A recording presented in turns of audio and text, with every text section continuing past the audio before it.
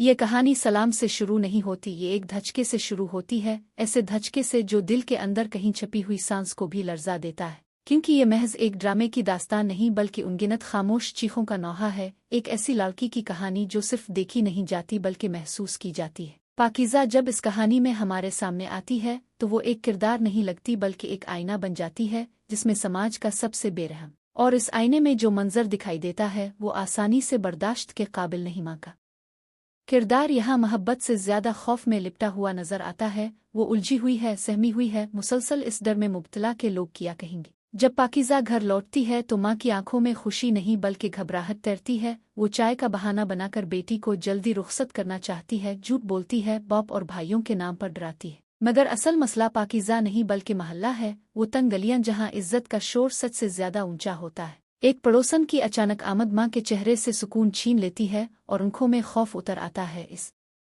लम्हे ये सच ऐसा हो जाता है कि वो माँ बेटी से ज्यादा अपनी इज्जत बचाना चाहती है और यही वो मकाम है जहाँ अदाकारी खत्म होकर हकीकत शुरू हो जाती है। किरदार कम बोलता है मगर दिल पर गहरा नक्श छोड़ जाता है। ज़हन में एक सवाल बार बार उभरता है कि अगर ये एक और पाकीज़ा है तो पहली पाकीज़ा कौन थी? वो हंसती मुस्कराती लड़की जो हादसे से पहले थी, वो हजारों लड़कियां जो खामोशी से इसी अंजाम से गुजरी और कभी किसी कहानी का हिस्सा ना बन सकी। ये ड्रामा हमें मजबूर करता है सोचने पर कि क्या हर हकीकत को दुखाना जरूरी होता है, क्योंकि कुछ सच इतने दर्दनाक होते हैं कि उन्हें दोबारा जिंदा करना पुराने जख्मों को हरा कर देता है। ये कहानी उन लोगों के लिए अजियत बन सकती है जो हकीकी जिंदगी में इस कर्ब से गुजर चुके हैं और बड़ी मुश्किल से खुद को जोड़ पाए हैं, फिर भी इस अंधेरे में एक रोशनी झलकती है। 6 माह बाद पाकीज़ा को पहली बार कोई ऐसा इंसान मिलता है जो इसे मुजरिम नहीं बल्कि शिकार समझता है, एक ऐसा कंधा जहां वो रो सकती है, इसके आंसू अल्फाज से ज्यादा बोलते हैं। दूसरी तरफ फराज अपनी माँ की वफात का दुख लिए खड़ा है।